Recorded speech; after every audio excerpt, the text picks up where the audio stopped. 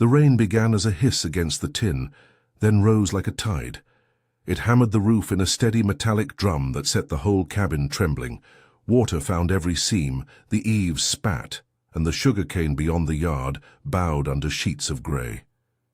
Inside, by the dim of a single tallow candle, Elijah sat with his back straight, palms loose on his knees. He listened. He measured the storm against the smaller, familiar rhythms of the place, the breath of an infant, the cough of an older man, the slow, sure creak of the porch boards as the wind pulled at them. Elijah had learned that stillness was not absence, but calculation. In the hollow between one thunderclap and the next, he could count the plantation, the overseer's lamp in the manager's window, the low glow where the Whitmore house kept its hearth, the far scatter of field hands hunkered by their own fires.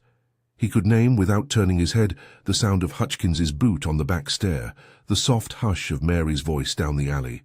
The world named him in return: house slave, medic, the man who had been trained by Ezekiel, yet he kept a private ledger of things they could not see. Quietness was a ledger too. It kept accounts. The call came sharp and bright through the rain, a voice from the house thin as a thread through the storm. "Elijah, come quick!" He rose before the word finished. Wet clothes clung to him as he crossed the yard, boots sinking in the soft, wet earth. The cane swished at his thighs and soaked his knees. Lanterns, few but bright, cut ellipses on the road. The big house sat high on its stoop, all white clapboard pale against the wet night.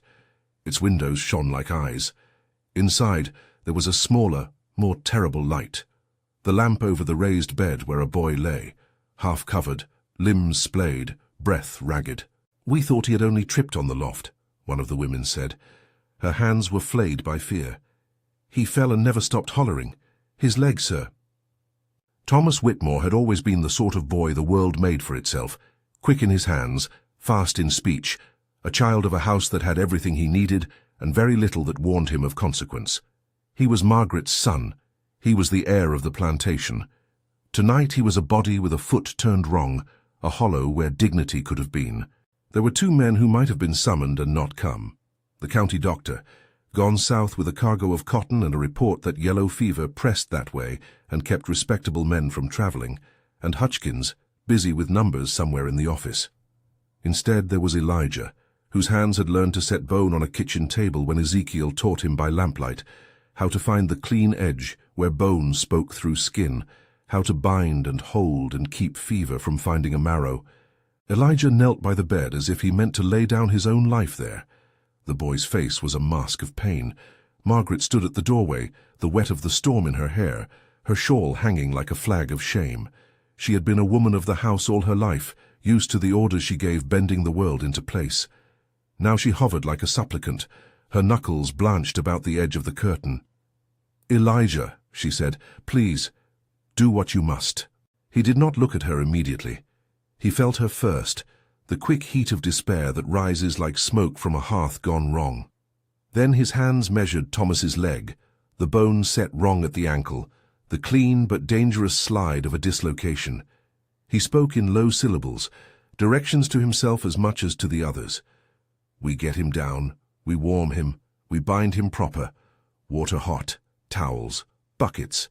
Someone fetch whiskey, just a nip to clean." The house moved at his orders with a grudging, frantic grace.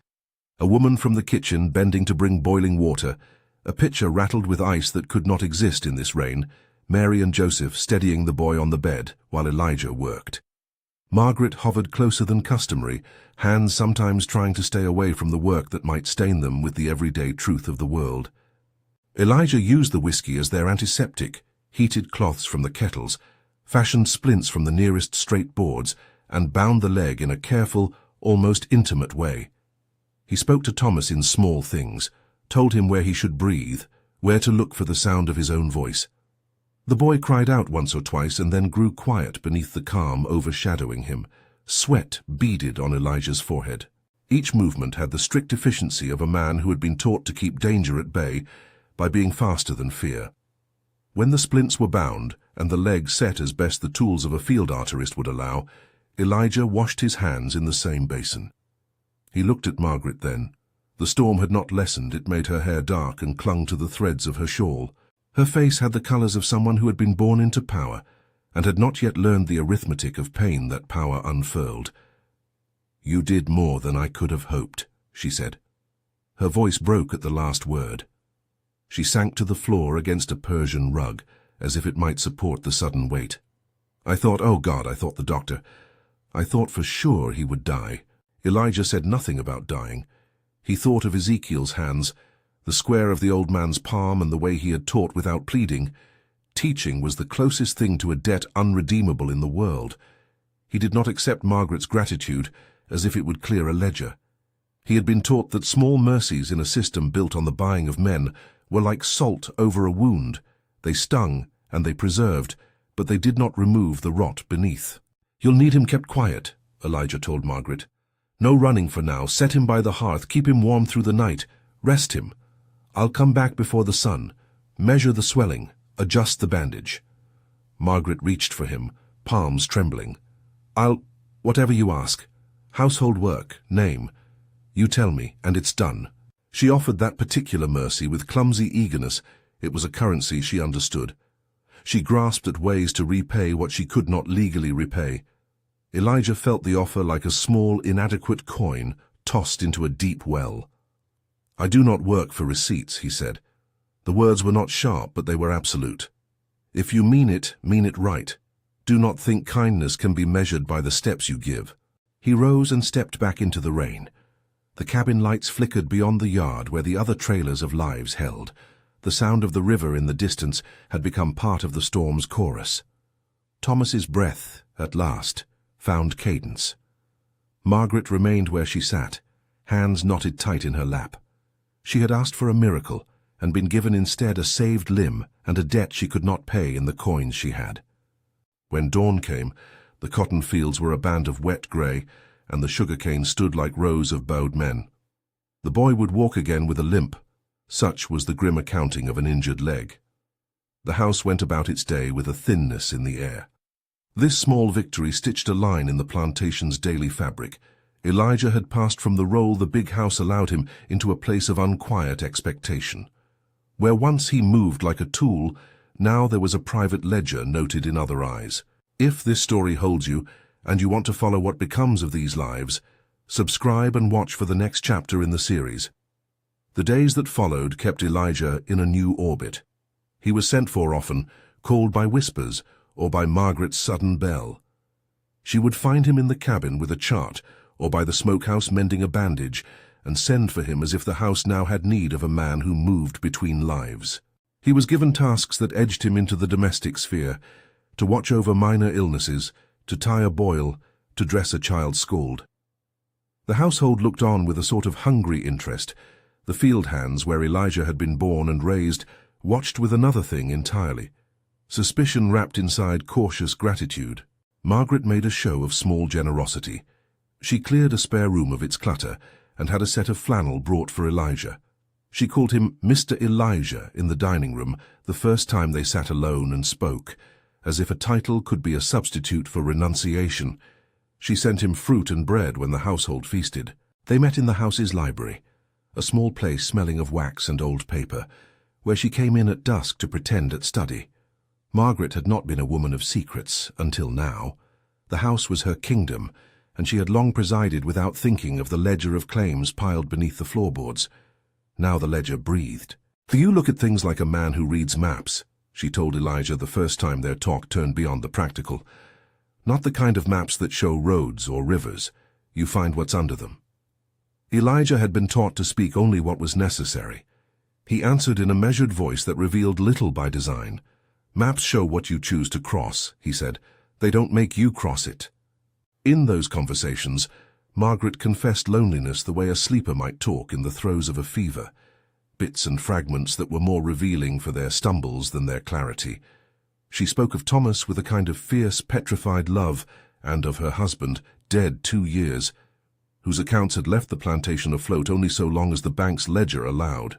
She spoke of visitors from neighboring plantations, Callaway and Robertson, whose eyes were sharp for signs of weakness, and whose gossip moved as if it were an arm of law. "You believe in—" "What?" she asked once, as if the word belief were a towel to be wrung dry of its meaning. "Do you think a man can be changed by kindness?" Elijah looked out the library window at the thin strip of winter light touching the river.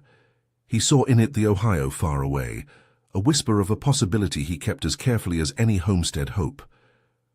"Kindness does not cut chains," he said, "but it does sometimes give a man room to breathe before someone puts another on him." Her lips tightened at the answer. She could not pretend that the house was anything but a place that thrived on property, people counted as holdings, worth tallied per head. She had, from a chair of her own birth, given out mercies as accommodations. Now, confronted with the human face of what she conceded, she did not find righteousness in herself. She found instead something that carried the weight of guilt and the cold arithmetic of self-preservation. Word moved across the plantation in the only way it knew, rumor folded into everyday work. Samuel and Mary walked the rows and exchanged glances. Joseph lingered at the well as if the sound of water could keep the truth from gathering. Some of the slaves looked at Elijah with new eyes, admiration tempered by the knowledge that any favor shown might become a mark against them. Others narrowed their gaze. To move upward within the house was to risk being seen as a collaborator. This was the subtle arithmetic that lived side by side with the visible violence of crop prices and forced labor. Hutchkins noticed first. He had watched the Whitmore household for years as one watches a ledger book, finding patterns and profit. To him, Elijah represented a small, dangerous variable. The man moved between the house and the fields with a knowledge that could unsettle established order. Hutchkins had always been the sort of man who would rather saw off a limb than treat an infection. Quick, decisive, certain. He began to make small, neat complaints at the table where he counted the estate's monies, how a tool was misplaced, how a horse had been found with a sore. He let slip to neighbors that the house was relaxing into odd habits, that Margaret, widow and inexperienced in the way of managing men, might be making errors. It was one of Hutchkins's errors in judgment that set the blade to the bone. A mare that had been valuable to the stable, young, sleek, meant for the carriage, went lame on a night when several visitors were expected at the house. The animal had bucked in the paddock, kicking itself in a way that left the vet nowhere to go. Hutchkins, who liked to make evidence conform to the narratives he needed, called it negligence. He spoke in the manager's voice, which carried without apology. Rumor wrapped the animal's limp with insinuation. Careless hands, people said. Others nodded, looking past one another. The manager's insinuation did not point to one man and come away clean. It found its way like rain into the soil. The plan took shape as all small conspiracies do, by degrees, with the care of men who stake reputations on the outcome. Hutchkins turned his quiet fury into choreography. He would need a scapegoat. It must be public to be effective, to reassert the plantation's hierarchy in the eyes of workers and neighbors alike. He set his gaze on Elijah, on the ease with which the man had moved into the house's confidence, on how he had been called in where others had not. If the house needed a demonstration, a spectacle to remind everyone of the shape of power, it would make one. Elijah sensed the shift as a change in temperature, a mood that opened like a wound. The work became a minefield. He found doors shut politely in his face, pots of stew turning cooler on the stove, because someone loitered at the entry to observe who moved in and out. Hutchkins's eyes were a winter current. He watched Elijah's hands as if they were the hands of a thief about to be caught. It would be a public work of discipline, Hutchkins asserted the night of the mare's lameness. Discipline must be seen, he said. It had to be done in front of the house, in the yard where the cane frayed and the field hands passed. It had to show that order could be restored by a firm hand. He appealed to the neighbors. Calloway and Robertson were only too glad to be reassured that the Whitmores had a manager who could maintain the social order and a mistress who would stand in. The story, once set, moved through the county like a fast rumor. Negligence, a property hurt, a public demonstration necessary. Margaret received Hutchkins's suggestion as a knife. She felt the cold of a woman who had known herself to preside over goods and comforts, turned into someone who was compelled to perform cruelty to keep peace. She had been in the library, a book half read, when Hutchkins came to her side and recited the plan with the officious cadence of a man who thought duty could be kept clean by spectacle. "You intend to have him whipped?" she asked, and there was a thinness to the question, one of a woman testing the air to see if the storm had shifted. "It is what is required," Hutchkins said. "To let this pass without discipline, that will let others think we are weak." Margaret thought of the boy's leg, how he would take his small crooked steps when the ice of the winter thawed, and of the look on her neighbours' faces, which would be all the ledger she had in some conversations. She thought of the debts left by her husband and the man who wanted to finance the land, if only the house could present the proper order. She thought then of Elijah's hands on Thomas, of his careful fingers, the way his breath had steadied a child's. She thought of Ezekiel, of the lessons taught. Two arithmetic truths sat in her head. One, that sympathy could not overrule the law of property without ruining her reputation and livelihood. Two, that to be seen to be merciful might be softer than to be seen to be severe. She clutched them both like blunt instruments. When Hutchkins suggested that she might, as mistress, perform the discipline herself, the air tightened. For all its cruelty, the plantation had rules. Masters did not sit in judgment without owners present.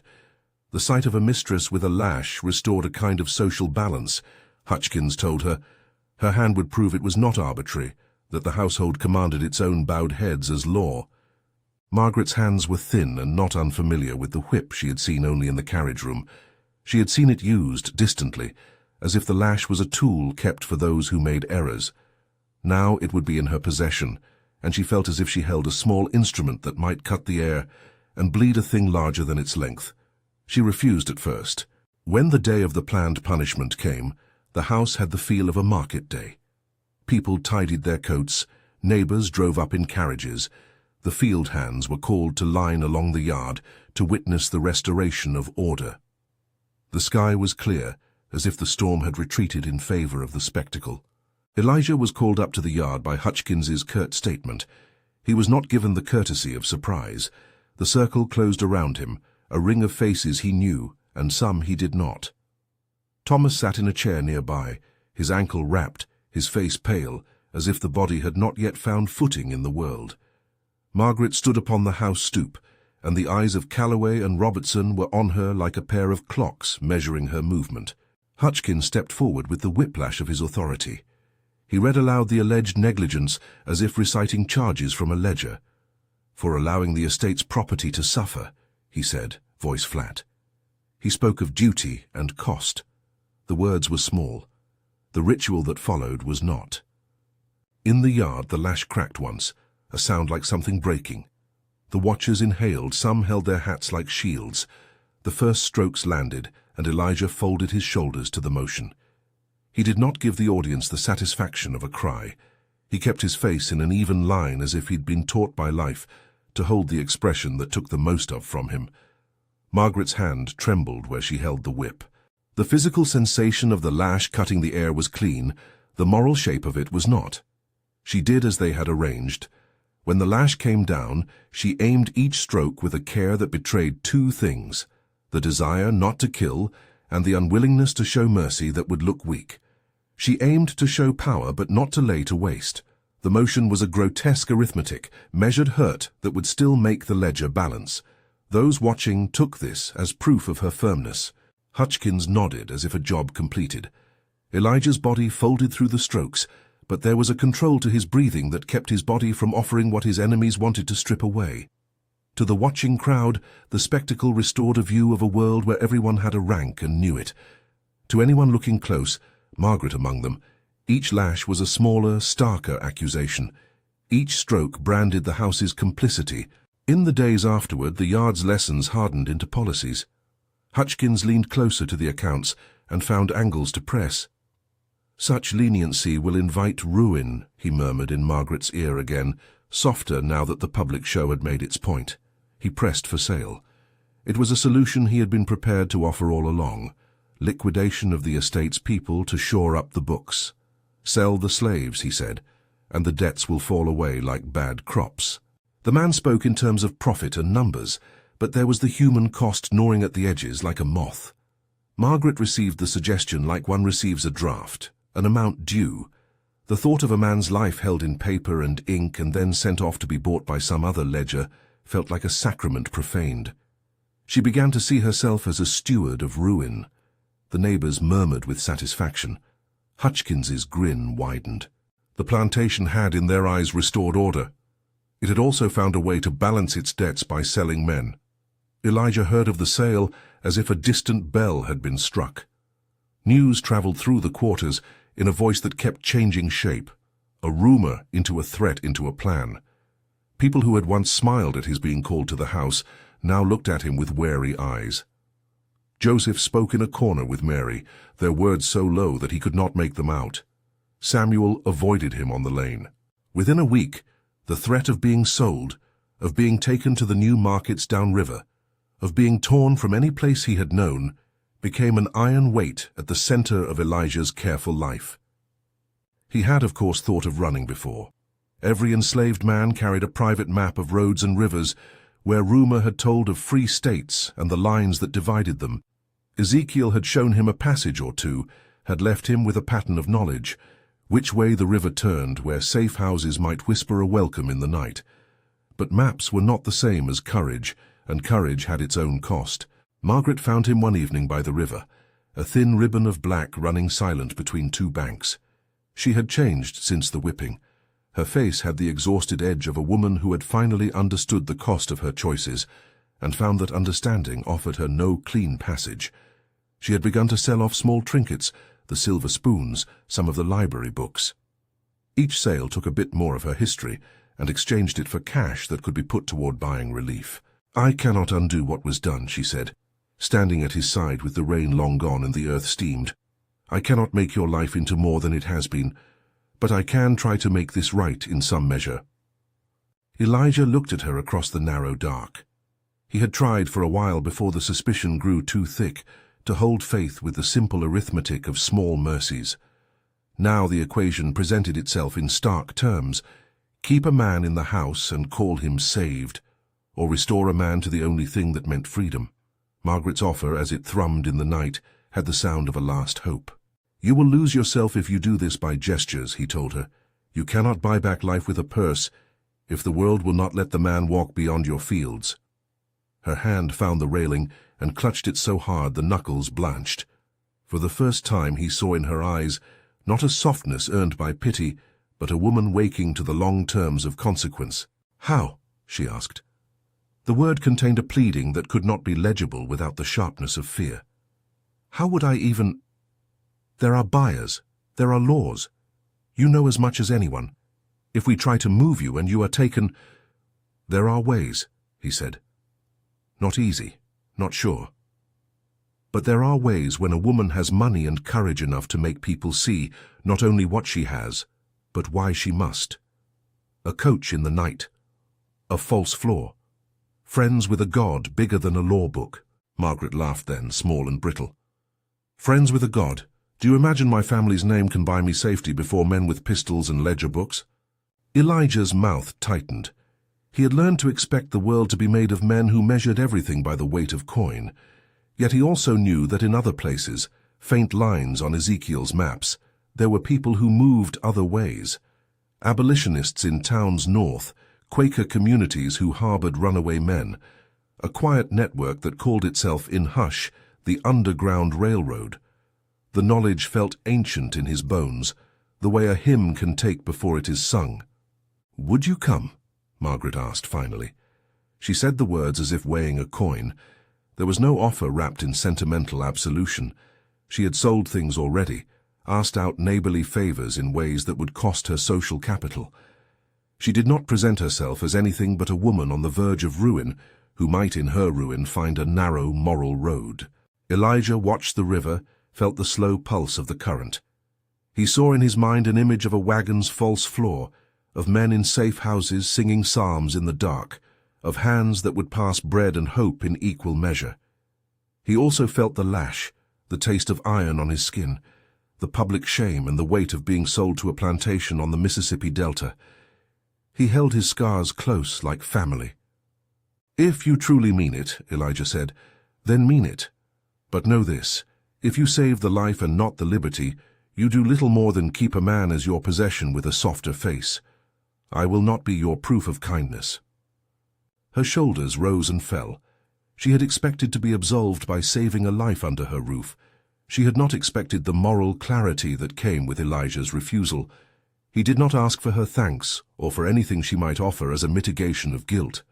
He asked only for what every man asks of another when the ledger grows too heavy, the chance to count himself whole in a world that would insist he remained property. Margaret held a purse then.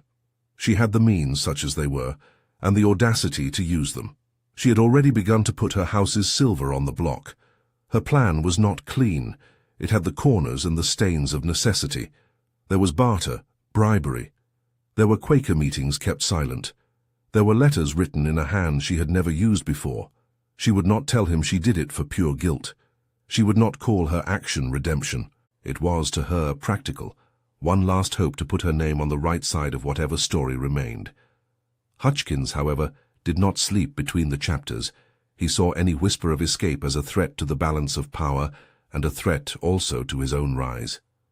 If the mistress could be seen to be aiding a man's flight, his own position would crumble. He began to move like frost, smooth, silent, inevitable. He did not accuse her publicly. He made notes. He tightened the house's rules.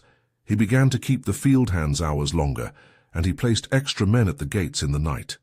He watched the river with eyes that expected betrayal. Elijah watched all of this with the calm of a man forced to measure his breaths. He had known the undercarriage of this life, the soft hands that hid knives in their hems, the lines men memorized to cross a boundary and not be taken. Ezekiel had taught him that the world gave small windows if you were patient and if you saw the patterns. He began to make his own quiet arrangements. He spoke with Joseph in low voices about routes, and Joseph leaned toward him with the knowledge of a man who had relatives in towns up north and who could tell a road from a rumor. The plantation became a place of small calculations. Margaret sold more than silver. She severed ties without spectacle.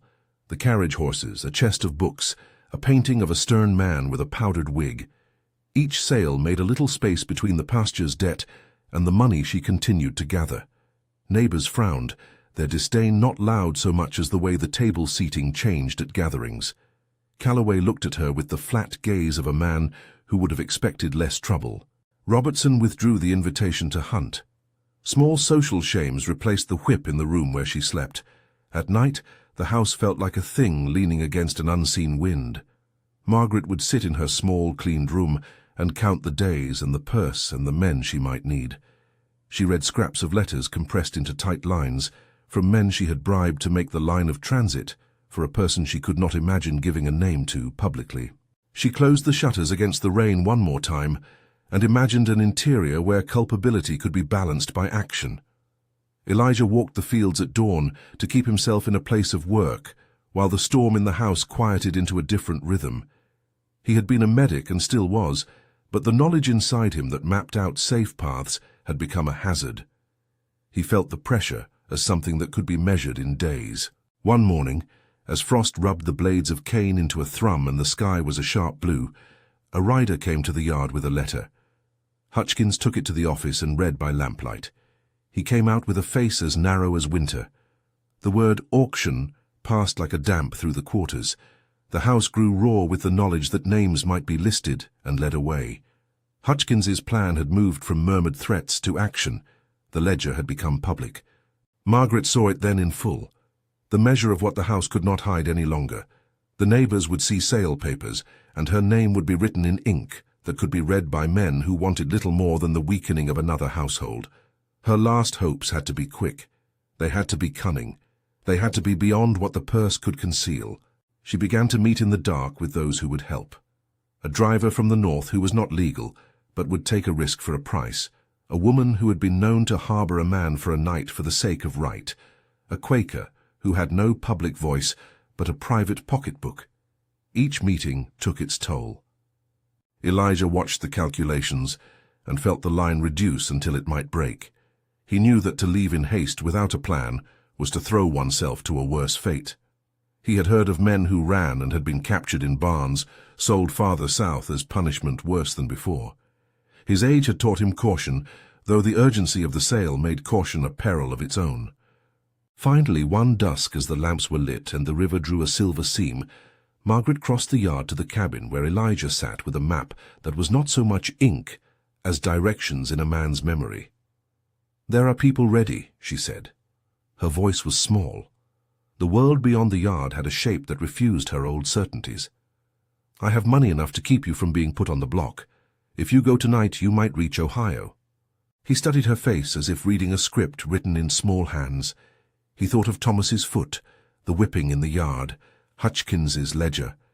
He thought of Ezekiel's teaching, and of the river that meant a margin of freedom.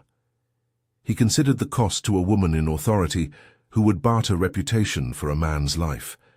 "Why do you do this?" he asked. It was not a demand for virtue. He suspected the answer already. Margaret did not say redemption. She did not pretend to be redeemed.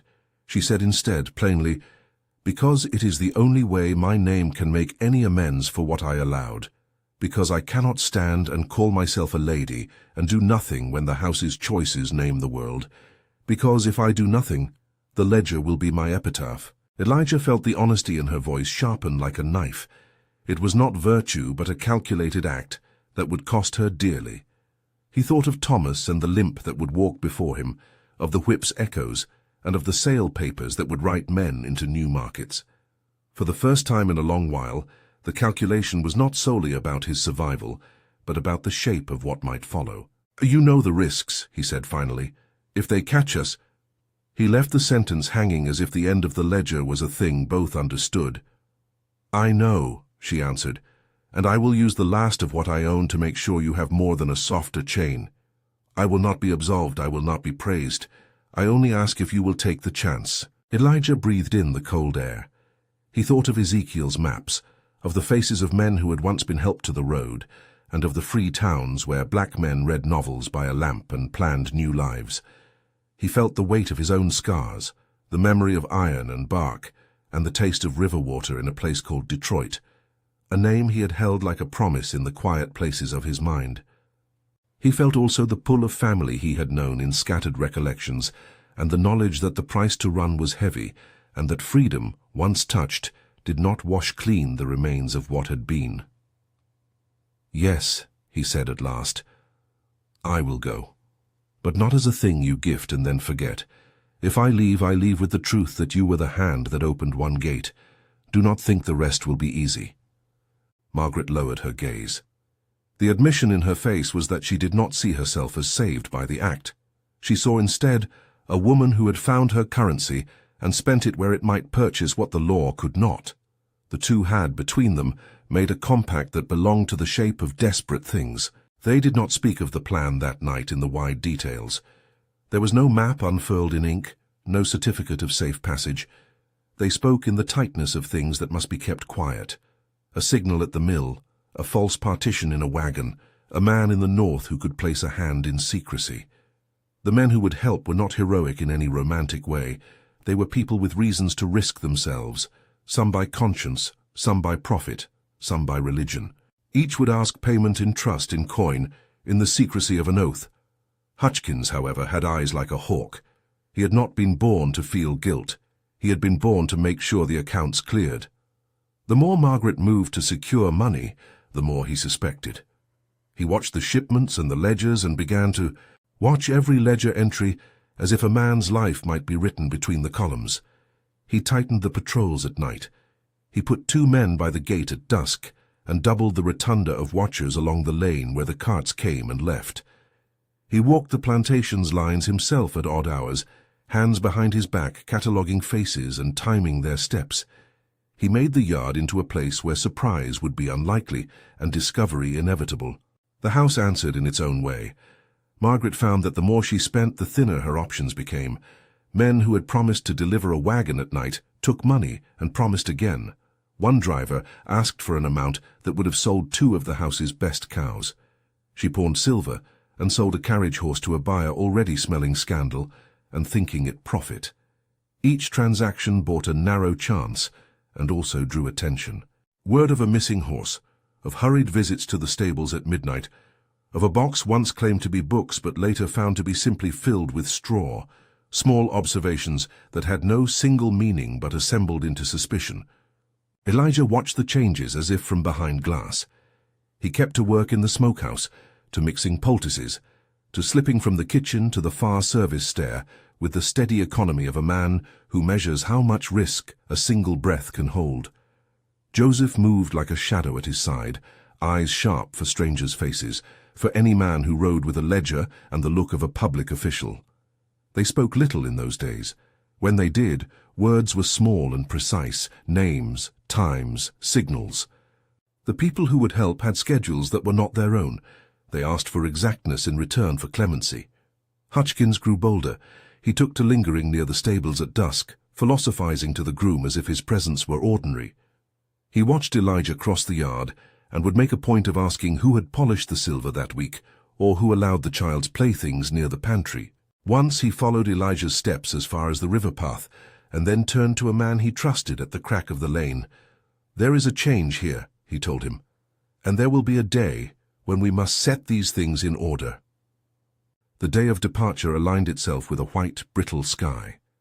January had sharpened the cane into brittle stems and wrapped the marsh in fog that smelled of iron. The plan moved in the small, secret turns it had to. A wagon with a false floor would take him north. A driver who had some claim to being indifferent to law would take payment and a promise. A Quaker family a day's ride up would keep him until a ferry could carry him across state lines. Margaret had arranged for a passable cover story. The wagon would carry linens to market, a small, believable load. Under the false floor they would hide him curled in the dark, wrapped in blankets and a client's old coat. They rehearsed nothing. Rehearsal was too dangerous. Instead, they arranged signals like knives, 3 slow knocks at the mill, a lamp left burning in the eastern window, a boy to shout for a lost horse when the wagon drew near. Joseph would help load the wagon. A man called Brewster, the driver, would be there at dusk, his face dimly known to Margaret from a single winter hire 2 years before. He had the look of a man who had a ledger in his head, and so could be bought with less than gratitude. In the quiet rooms, Margaret pressed cold coins into hands that were not bloodkin, and felt the currency of her name trickle away. Elijah made his own final checks. He set aside the small things that meant more than they seemed, a scrap of Ezekiel's old map folded twice, a prayer scratched upon the inside of a boot that no one would think to look, a tiny bottle of laudanum that would dull a sudden, impossible panic if the need came. He took leave of the men and women in the quarters with a steadiness he did not altogether feel. He spoke to Mary in the smoke-grey of dawn, to Samuel as he bent his back to the cane, to Joseph with a quiet that hid his expectation. "If I get to the river," he told them, fingers on a pot rim, "tell the others to watch. Keep your eyes. Teach your children what a road looks like." Their goodbyes were brief, because time made them so. Margaret came to the cabin at the last hour before dusk, carrying with her a small parcel of bread and a thermos of warmed brandy for the long ride. Her hands shook as she passed it through the threshold. She saw then the scar along Elijah's forearm, faded but still pale as bone. She did not flinch from it. She bent her head, and for the first time she spoke words that felt like an accounting rather than an excuse. "If you go and you make it," she said, "then do what you can with the life you make. Do not let me be your story and call it mercy." He read the honesty in her. He read the calculation. There was no absolution in her face. There was only a woman whose last hope had been wrenched into the shape of a plan. He accepted the bread and the brandy. He accepted, too, the knowledge that he would carry with him the image of her hands. Night fell. The sky rails of stars looked small. Brewster's wagon came as promised, a low lumbering thing with the smell of horses and hay, and the kind of dust that will keep silence. The false floor was set like a trapdoor, its boards fit without a creak. Joseph handed Elijah up through the low aperture with a last somber look. The darkness under the floor was close and moist. The blankets smelled of lemon oil, and the straw underneath them was sweet in a way that meant only that men had slept on it recently. Elijah curled himself tight, keeping his breath even, listening as if sound might tell him what the night held. The wagon moved off with the careful sound of a thing that belongs on roads made of mud and winter. Wheels creaked, and the axles sighed. At first the movement felt like being held inside a belly of a beast that breathed slow and deep. The world above was a darkness that rumbled. In the close, Elijah could hear the driver hum, a low hymn that might be nothing more than a man keeping time. He could hear now and then the distant bark of a dog, the click of hoof, a shout that might be a man's private joke. They passed the gate without incident. Hutchins's men were on watch, but the carriage's pass had been pre-arranged. The cart was announced as leaving for the market with linens and bedding, and a servant on the lot had phoned the reason to the house. Hutchins himself stood on the stoop and watched the wagon go with a simpering face that would later be reported as satisfaction. He had not, at that hour, the suspicion sharp enough to search every cart that left the yard. He trusted the world to obey its own rules. For a time the road was merely a soft, dark ribbon. The driver spoke to no one and took the back roads where the oaks leaned like silent men. They crossed creeks where the water smelled of iron and coal. They passed hamlets where a lantern splattered light into the darkness and then pulled away. At one such hamlet, a pair of men on the roadside hailed the wagon and Brewster halted. They spoke a few words, the sort of chatter that is the skeleton of the law. Where bound? Who the load? Brewster spoke smooth and offered silver for a quick cup of drink. The men, easily bribed by the night and the promise of coin, let them pass. Elijah lay, feeling the board that held him like a shield between him and discovery. The first near discovery came when the wagon slowed for a ferry crossing on a wide creek. The ferryman was the sort who kept his temperature with a watchful eye. He walked the boards and came to the wheel and peered down into the bed. "Haul me the linens, quick," he called. Brewster answered with a laugh and handed over a sack, and the man looked without lifting the floor. For a moment, Elijah smelled the man's breath like wet tobacco and thought the man's hands would find the boards and lift them. The ferry swayed, breath held like a thread. The ferryman, content with linen and a coin offered, waved them on. The wagon crossed. At the far bank there was a small cheer in the driver's chest. For a time the danger had been like a stone that rolled past the leg. Further north, in a way that felt sudden and like a tightening muscle, the road narrowed and the patrols increased. There were men on horseback at a checkpoint who demanded papers and asked questions about who had been seen leaving at odd hours. Brewster's approach was deliberate. He spoke with the ease of a man who knew how to ask a question to make a right answer appear. He told his story of linens to the patrolman in a voice that had the low smoke of someone who had told many such stories. The patrolman frowned and looked for signs. He sniffed at the air of the wagon bed but did not pry. He had a child at home and a ledger to keep, and 2 bottles in him that made him lazy at the end of his shift. He flagged them through. Elijah learned in those hours the peculiar arithmetic of luck. Nothing grand, nothing ordained.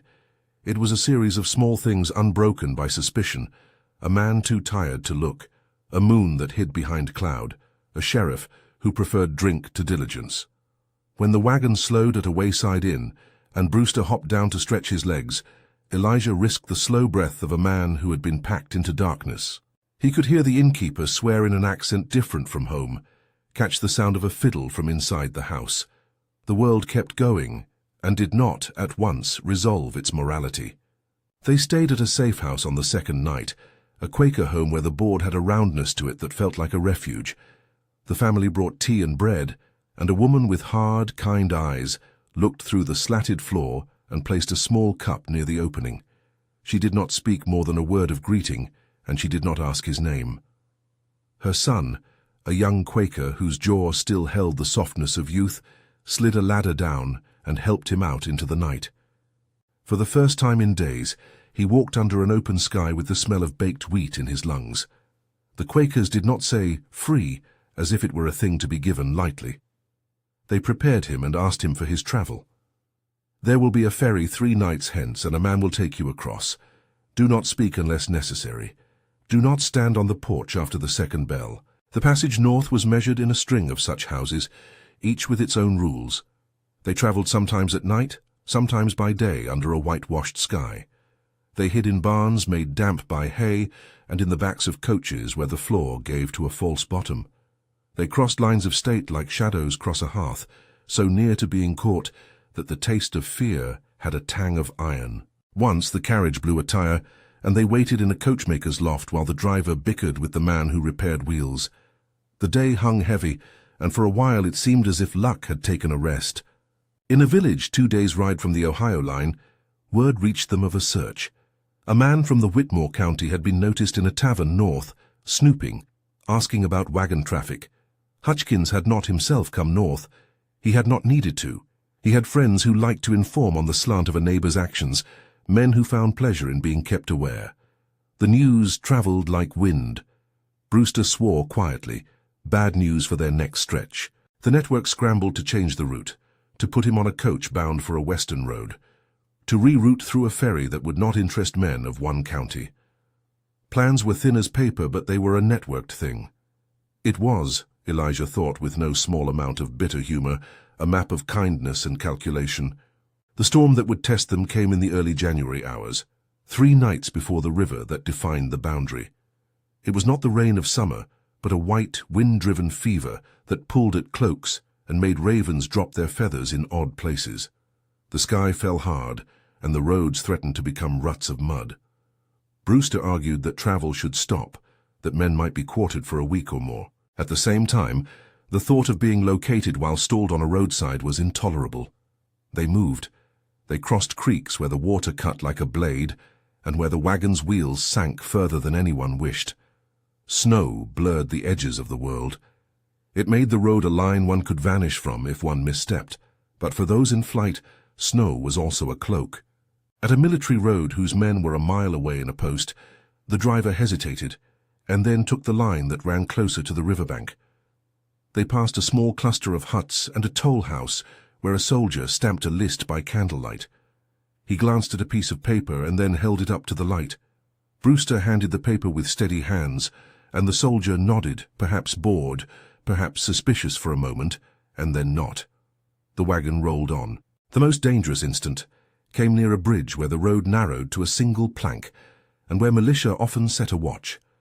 A mounted patrol, rough-formed and impatient, had stopped to question a man whose cart had been seen earlier. When they saw Brewster's wagon come toward them, they stood to block the road.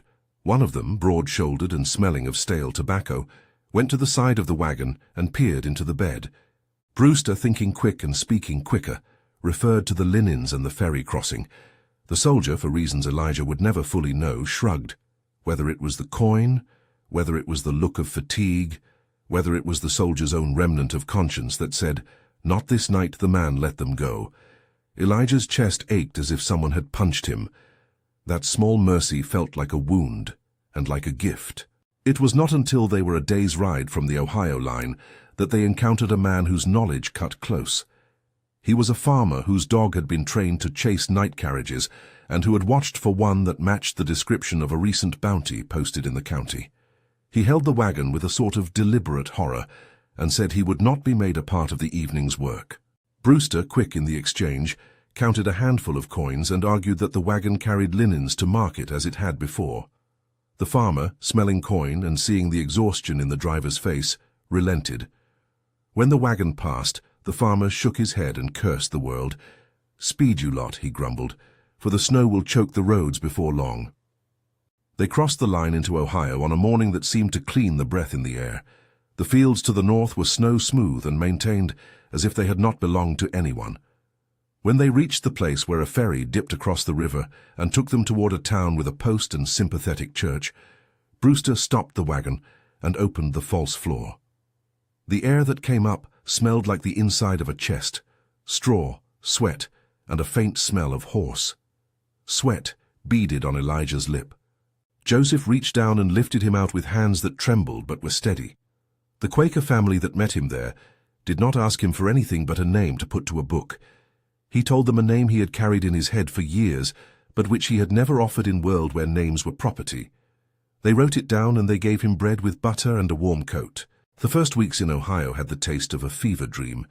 Elijah found himself in a town whose shops sold paper by the ream and whose children ran with noses red from cold air.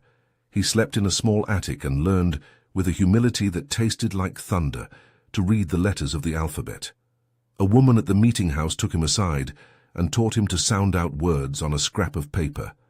"Read," she said, and the action felt like a making.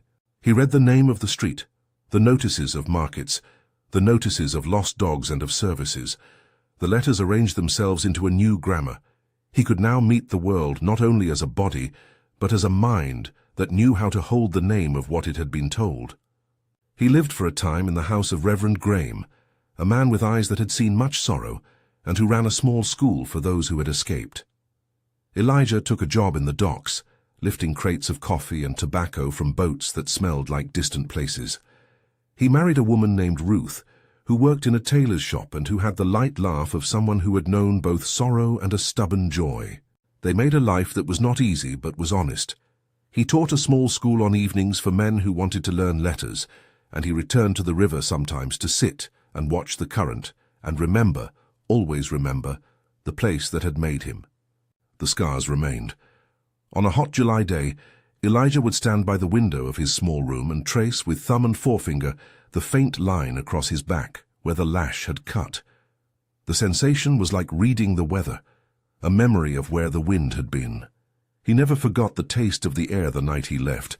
He never forgot the small sound of Margaret's hand closing about the railing. He sometimes thought of Ezekiel and the lessons the old man had given him. He would sometimes write a note to the men back in Mississippi, little advice hidden in letters to friends, warning them of patrols and ways to route their travel. Meanwhile, news of the escape moved back like a rumor carried on a bitter wind. Hutchkins, furious that he had been cheated of his plan to use the sale as a tool of credit, redoubled his efforts to besmirch Margaret. He passed notes to neighbors, implied she had been lax, hinted at moral turpitude. She had, in assisting, broken the mechanical law of society in a manner that did not come cheap. For callous men, such ruptures needed to be punished not only with words, but with exclusion. At the next agricultural fair, where landowners met and the exchange of favors was as much about gossip as it was about seed, Margaret found herself the object of cold courtesy. Invitations for hunts were rescinded. Robertson, who had once come to the house to favor her with a gentle joke and an even gentler assessment of her orchard, now avoided looking her in the face. Calloway, who had judged the estate's accounts for a 2-year span, made a derogatory remark about trusting the women of a house with matters of business. Small slights multiplied until they became a pattern. Credit lines dried up. Men who once favored her with loans now regarded her as an unreliable note.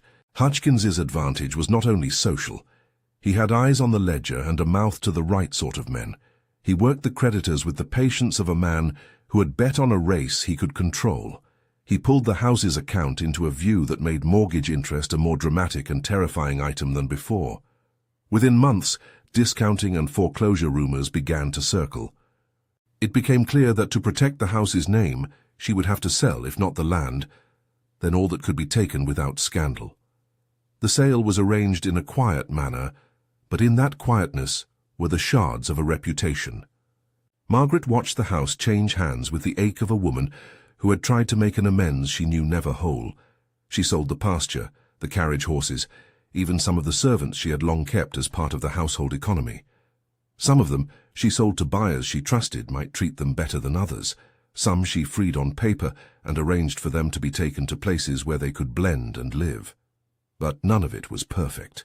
The law made mockery of any small hope for a clean hand. For every man she managed to help by his passage north, there were 2 who could not be moved and whose names were ink on a page that other men read with hungry eyes. Rumor and confabulation took the place of her reputation. Women at parlors would whisper about the scandal as if it were a spice. Men would nod at her as if to say, "You have been weakened." She moved in the city of New Orleans eventually, trading the wide plain of the plantation for a narrow house between other narrow houses, where the river smell was constant and where she kept her curtains closed against the world. There she read books that had once been part of her husband's library and now were something like letters from another life. She fed herself on facts and on a sorrow that was not satisfied by any coinage. She did not, however, become a pariah entirely. There were a handful of people who wrote to her in secret, Quakers mostly, and a few ministers who believed that an act, however flawed, deserved a discreet commendation. They sent letters in small envelopes and said in those letters that the gifts of conscience were not always measured by applause.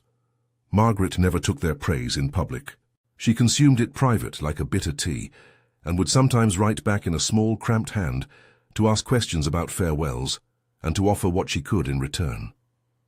Her life became a mosaic of small practicalities and large regrets. She never had the nerve to return to the plantation. Hutchkins remained on the property until his own circumstances changed, a fact she watched with a cold satisfaction. He too paid his price, not at the hands of the law but at the margins of men who judged him lesser in private. He retired to a modest farm and remembered at times the look in Elijah's face as the whip fell. Memory, like debt, collects interest. Elijah's life in Detroit multiplied into small acts of courage that were not always dramatic. He taught morning classes to men who worked in the shipyards, reading from scraps of newspapers and from cheap pamphlets smuggled north. He met other men who had walked from the south along routes he had once imagined, and who now kept their own lists and taught others. People came to his house and sat on the back stoop to speak quietly about routes and fares, and which captains might be sympathetic. He wrote letters to distant relations he had never seen. He told stories, carefully, always leaving out certain names, and these narratives served as both warning and comfort. The Underground Railroad there was not a single institution, but a string of hands, and Elijah became one of those hands. He helped hide men for nights at a time. He once hid a family in the attic of his shop during a raid that barked through the town like a hound. He did not glamorize these deeds. He always reminded the men who worked with him that they must be cautious, that each passage north could cost blood, and that the law would not ignore those it sought. He kept at his house a small ledger of names that he never used for profit. He lent money sometimes, he taught skills, he bought small things at market for those who needed them. He kept his eyes on the river and on the letters that came wrapped with news of friends. In Detroit he married Ruth, and together they raised a child, a small boy they named Ezekiel, in private homage to the teacher who had first taught him to set bone. The name was a small liturgy across generations. He taught the boy how to read and how to listen. He never lied to him about the country they lived in. He taught him the bitter and the beautiful. "There will be men who keep the rule of the world by making sure some cannot rest," he told the child once, fingers tracing the letters of a page. "And there will be men who try to make a way through them. You will be called to do small things. Do them well." The memory of the whip haunted him in certain ways that no amount of happiness could blot. He woke sometimes in the night and saw, behind his eyes, the stoop and the faces that had watched. He felt the weight, too, of being helped by a woman whose name he kept from triumph. He carried a complicated gratitude that refused to be named. He did not call Margaret a savior. He did not call himself free in the way the world would want. He defined freedom differently, as the ability to stand morning after morning and to count himself as not owned, to teach a child letters and not have to hand over the boy at any man's whim. Years later, when someone from Mississippi wrote to him with news that a woman of the Whitmore house had lingered in New Orleans and had died in a room that looked out on the old river, Elijah felt something like a formal quiet.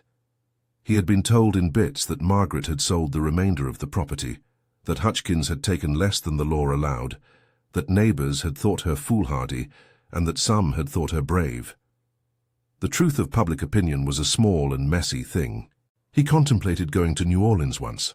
He imagined the long trip, the smell of the city, the red brick streets.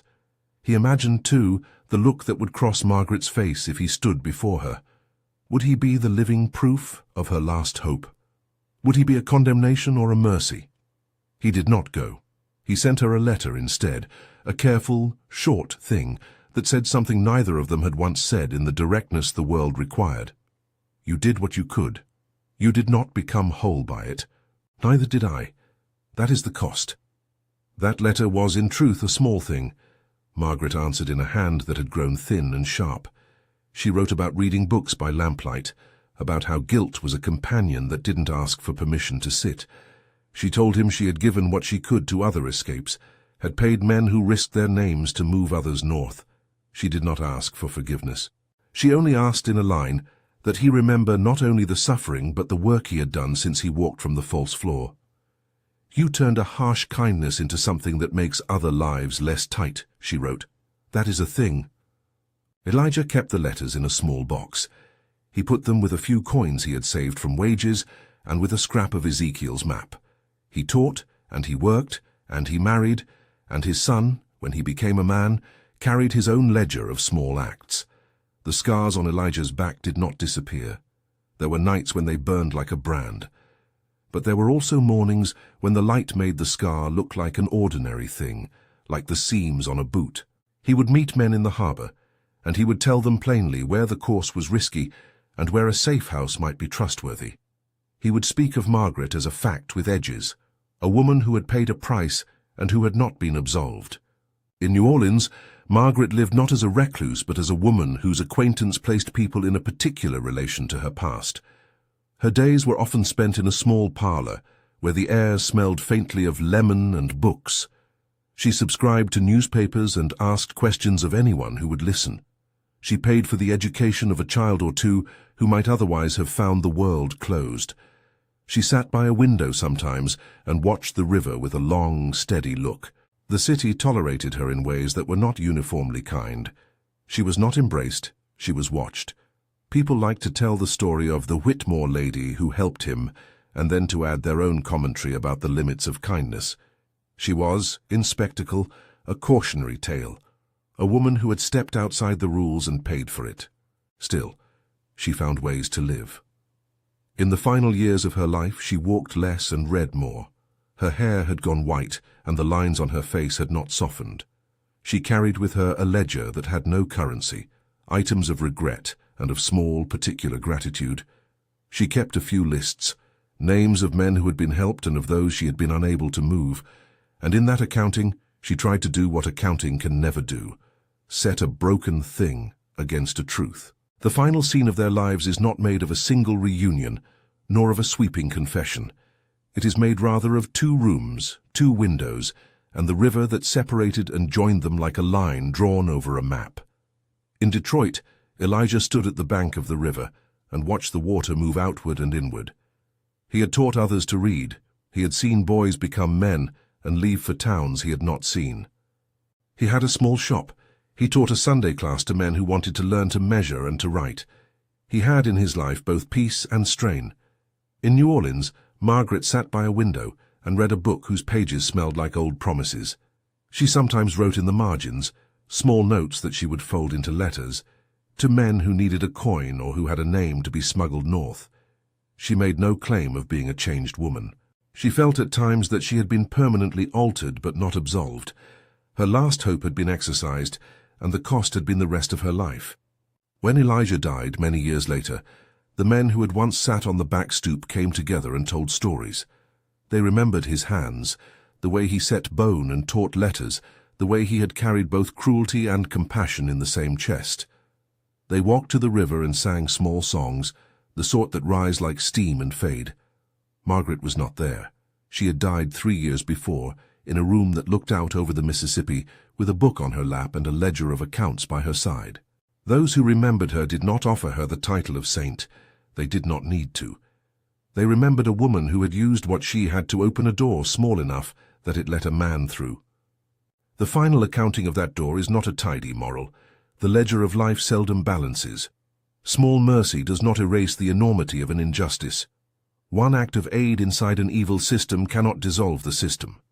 For Elijah, the passage north had been a salvation and also a scar. For Margaret, her act had been a last hope that cost her standing and left her conscience heavy. Hutchkins, for all his thuggish triumphs, lived out his years knowing he had kept his kind of order, but had lost in some private sense the view of being a humane man. The story closes with a scene that is quiet and not triumphant. On an early spring morning, the river met the sky in a line too distant to be seen clearly. A small boy ran down the wharf in Detroit and tripped on a loose plank. Elijah's grandson, his hands steady, caught the boy and righted him. He laughed, and his laughter carried across the water like a small bell. In New Orleans, a woman whose hair was white and whose hands no longer trembled pressed her palm to a window and felt the heat of a sun that could not at once warm the past. She closed a book and folded a letter marked for a man who now lived many miles away in memory. There is no absolution to be offered in the final lines, no neat redemption to be cashed. There is instead a set of facts and a charge left to any who listen.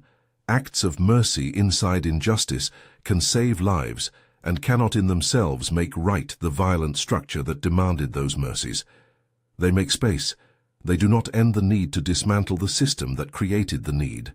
When urgency strikes, When a child's cry, an injury, a ledger's demand pushes two people into a crossroads, the choices are never purely noble or purely corrupt. Margaret gave her last hope and paid a price that was social, not spiritual. Elijah used his bravery not to forgive her, but to accept the aid that would allow him to become whole in ways the plantation had denied. Their lives, braided by that night and by the whip that both bound and revealed their limits, leave behind a truth clear as a river's bank. Mercy and justice are not the same. Mercy might buy a man a road. Justice buys him a world where such roads are not needed. If this story moved you, and you want to consider how these small mercies shaped long histories, share it with someone and look deeper into the records of the Underground Railroad. These were not fairy tales. These were labors of courage and of conscience, flawed and necessary.